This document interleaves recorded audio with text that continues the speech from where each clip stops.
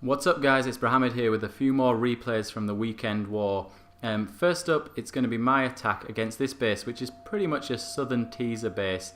Let's just take a little look around it. So you can see here, first thing I'm looking at is where can I get the lure, and there's a few obvious places. One is obviously the air defense at the top there, although there's a good chance there's a hidden tester in one of those spaces just above it. And the other is to come in through the teaser part at the bottom. Now, I don't really think I can get good value for a lure off the air defense, so the bottom's probably a better choice. Then if you just take a look there, you can see the range of the air defenses doesn't quite reach all the outside buildings, so there's obviously an opportunity to use some minions there, maybe to create a funnel. And you'll see in a minute that's what I do. And another thing that was worrying me was I needed to get in there and get those giant bombs at the bottom. I was pretty sure the Teslas were up the top in some of the areas I'm showing you now, so my lure is going to need to be down near the southern cannon. And what I don't like is killing the lure with defences and with a load of trash buildings around, because you'll find that your queen and wizards etc will target the trash buildings and they won't target the defensive clan castle. And sometimes, and you'll see in a minute, it does happen here, sometimes you'll find that you end up losing your attacking clan castle as a result of that. So you'll see in a minute how that happens. And I didn't quite zoom in very well, but you'll get the idea.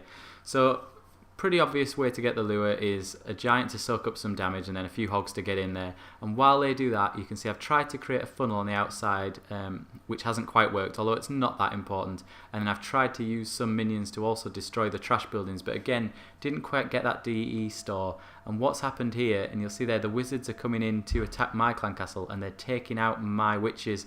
And that was a big loss. I could have really done with the witches staying alive because they do a lot of the cleanup in these attacks usually. But as you can see there, they're both down and I've just got the queen and the two wizards, and I eventually end up dropping my king. Timed that quite well actually and didn't lose any health off him, but just needed him to soak up a little bit of damage and reduce the number of skeletons. But once that's done, dropping in the two golems nice and wide, I want them to head into the centre towards where the clan castle is and where the obvious giant bomb spots are. But dropping them wide allowed me to use the wizards to clear lots of trash out, so that worked out quite nicely for me. Really, I'm just waiting for my king or a golem or something to get in there and stand on the giant bombs, and once they start to detonate I can think about dropping in my hogs. On these sort of bases I'd nearly always drop from the side, and that's what I go for here. I don't really know, I can't really put my finger on why it is best to drop from the side, but it tends to be that the defences are grouped, and you can see there that heal could cover quite a lot of defences, whereas coming from the top it can often be difficult to get your hogs to group together. And you'll also find they'll split and go down either side, whereas what I was hoping for was the hogs to work their way across the middle. Obviously it didn't quite work out like that. One hog did go up to the top, or sorry, one group of hogs did go up to the top, but I did have plenty of heals as well, so that was fine. And that's another point I wanted to touch on actually, which probably now is the time to touch on since we're just in the cleanup. Taking rages for your kill squad, whether it's a good thing to do or not. Personally, I would nearly always take the extra heal on a base like this rather than a rage. And the reason for that is that what I wanted to do with my kill squad down the bottom was take out those giant bombs, and often you'll find that if you rage near the giant bombs, your wizards overtake your golems and overtake your heroes and end up all dying. I often see attacks where people do a rage and really all they achieve is losing their wizards. So in that case I didn't want to lose my wizards, so I didn't think a rage would be that useful, and I knew that although it might be a little bit slow, I would take out all those buildings. And I guess that was the one risk that I did run, because obviously that raid, I think I had about 2 seconds left. If you scroll back you'll be able to see how long the attack was, so it did run it quite close. But a big part of that also was the fact that I foolishly lost my witches at the start, which obviously wasn't ideal. So the next video I've got lined up for you is another King Wittox masterclass. King Wittox isn't with us at the moment, which is a bit of a shame, so I thought I'd better catch his attacks while I still could. Hopefully be back to show some more soon. But you can see this base here, I'll show you the range of some of the defences etc, but it's a base I think I've shown very similar one before being attacked, and the way it was defeated was with a kind of go wipe coming in from the top, taking out all the top section, and then see all these point defences at the bottom, dropping in, I think it was hogs, it might have been balloons, to take those out. Once the queen had entered the section that I'm clicking on now with the town hall, and she shot the air defences. So yeah, it must have been balloons. So that was a way of taking out, but you can see there the cannon at the bottom as well, all the point defences down the bottom, which I think is quite interesting on this base. Perhaps it would be one to, you know, sort of surgical hog from the bottom, I'm not sure. But we'll see how King does it anyway, but he definitely takes advantage a little bit of the fact that the point defences are all down there. I mean, look here when he drops in his hogs, there's not really a lot of stuff hitting the hogs. It means he doesn't really need to use that many hogs to get the lure. So a bit of a weakness of this base. I guess if you attacked it the wrong way, it could perhaps stop you dead and you get no stars, but if you attack it the right way, you can certainly exploit the fact that they've really bunched up those point defences at the bottom. So if you can take them out quickly, you can pretty much remove the threat to your hogs completely. So what King's going to do, which is different from the last time we showed this base, is come in from the side. And I think a big part of that is the fact there's not really any double giant bomb spots anywhere from the top. So if you're using hogs, you might as well try and take out a double giant bomb spot with your King and Queen. So it makes sense to come in from the side there. And there you can see the Tesla pops, and then you'll find out in a minute either side of that Tesla is the giant bombs.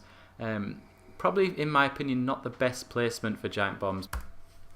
I think the reason though for that placement is that this defender is trying to stop us from getting a 2-star, or perhaps even from getting a 1-star. And obviously in a lot of clan wars, and a lot of clans are going for that 1 or 2-star, but by placing your giant bombs not together and defending against that kind of attack, I think what really you're doing is just opening yourself up to a 3-star against a clan like ours that does use hogs. So interestingly, there's quite a lot of this base left, and King's only got 1 heal, but really all he needs to do is use that heal to keep his hogs alive while they take out the final point defences on the left hand side here. And you can see he's dropped a really nice heal there that covers the giant bomb spots and all the defences, and all that leaves at this point is, barring the archer tower at the top there, splash damage basically. And with him having quite a high level queen, there's no way that the splash damage is going to be able to kill the queen. So this phase now, even though there is some defences left, is basically just clean up, because the Queen's going to take out those defences no matter what at this point. And King's obviously got quite a lot of DPS left with all those wizards on the left hand side and the witches in the centre as well. So we can pretty much wrap this one up here. It's a very good attack, very accomplished attack, and exactly what we've come to expect from King Wittox. And hopefully we'll see some more attacks like that from him in future as well. As out, I'll just preface the next attack, which is going to be a Valkyrie attack from Jim. We'll jump ahead to the war that's currently going on. I think I'm right in saying it's the Invitational War, which was the top 10 ranking players from the weekend war taking part in the second sort of small midweek war that we have. And Jim's done a really nice Valkyrie attack against a really tough base. Saw it was the highest 3-star that was on the map when I came home tonight, so I thought, oh well, I'll record that one. And when I clicked on it, I couldn't believe how tough the base looked. And then I saw the troop line, and I thought, my god, he's done it with Valkyries as well, so I'll have to show that. So I'll show that one on this recap as well, because it's definitely worth taking a look at. First up though, before we jump right into the attack, let's just have a quick look at where we're at with the clan perks. So we're pretty much halfway now to the next level clan perk, which is the boost to the donated troop level. So that's going to be a really, really great perk for us, because obviously with us having quite a lot of Town Hall 9s, it's going to be really nice to be able to donate those maxed out golems, lava hounds in war, etc. And you can see we're on for another 130 clan experience this war, which easily gets us past halfway. So not doing too badly, and now we're up to 3 wars a week as well. Shouldn't be long before we get it. So let's take a look at this base. It's what sort of interested me in showing this attack was just how strong this base was. You can see he's getting on for maxing out his lavas, and he's also got high level heroes, which, okay, they don't use their abilities on defense, but they're still very strong. And since I've sort of moved away from using Brahmid and started using Lizpig, I've really noticed how much difference the defensive heroes can make when my heroes are lower level. Jim obviously does have pretty strong heroes, but even still, you know, this is a really, really strong base. A few opportunities for giant bombs, perhaps in that moat, but more likely between the defences or around the town hall. But pretty much all of the spots for the giant bombs and for the Teslas are congregated down the bottom there, so you've got a pretty good idea where they're going to be, and there's not loads of opportunities for double giant bomb spots. But using Valkyries, obviously it doesn't matter that much about double giant bombs. If you've got them healed, you know, they're not even going to notice them. Even if you don't have them healed, to be honest, it doesn't matter. But if you've got them healed, you know, they'll be back to full health in no time anyway. So what Jim's doing here, which I really like, is he's distracting the mortars so that he can get his wall breakers in. I think I did an attack at the weekend where my wall breakers got taken out by splash damage, and it really ruined the whole thing. So pretty important to do that. then a really nice jump spell that's going to allow access to almost half the base. Heal to deal with the clan castle, which I like, keep his Valkyries alive, and keeping them alive while they take on the queen, because she can dish out some pretty serious damage as well. And now they're into the core of the base. Tesla's starting to pop, and we can kind of guess at this point where the giant bombs are. And Jim's obviously guessed as well, because he's dropping down a heal there to cover the giant bombs in case the Valkyries jump over. And in fact, I say in case, but he's probably hoping they jump over. He wants them to trigger those giant bombs before the hogs get there. And then luckily his king goes and does the job for him. A little bit disappointing for him that his queen kind of got lost up the top there. But I like this.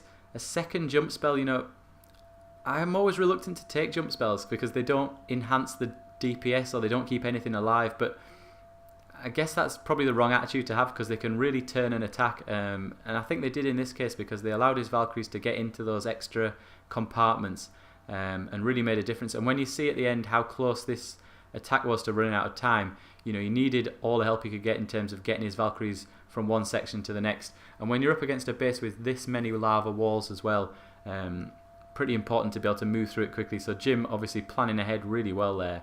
And thinking to take 2 jump spells. That was a really good idea. Now obviously we're into the cleanup phase pretty much here, just the one cannon left.